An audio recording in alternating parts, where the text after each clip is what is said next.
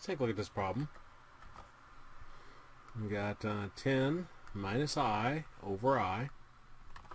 It says perform the indicated operation, but the main issue here is we got an imaginary in the denominator. You can't have that.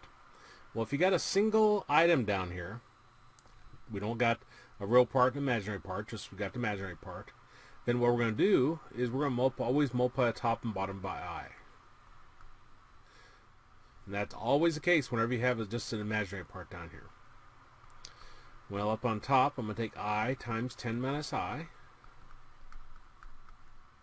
And down below, I times I gives us I squared. Well, up on top, we're going to use a distributive property. I'm going to take I times 10 and I times negative I. I times 10 is 10I minus I times I is I squared. Okay, now we don't want any I squareds, but we know I squared is equal to negative 1. So I'm going to have 10I minus, and I replace I squared with negative 1. And down here I'll replace I squared with negative 1. So then we got 10I, negative negative becomes a positive, so 10I plus 1 over negative 1. And then we're going to divide both of these by negative 1. And 10I divided by negative 1 is a negative 10I. And 1 divided by negative 1 gives us a negative 1. And I'll rewrite this so it's in standard form. So I got negative 1 minus 10I. And that's our answer. Now this is one we could put into the calculator. But you have to be careful.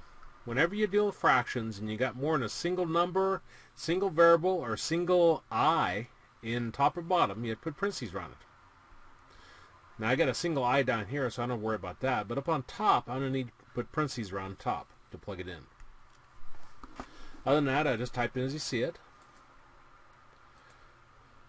Okay, so I'm going to do a beginning parentheses, 10 minus I. I is second decimal. Closing parentheses divided by I, which was again second decimal. And then press enter. And you see we got negative 1 minus 10I, which is the same thing we came up with by hand.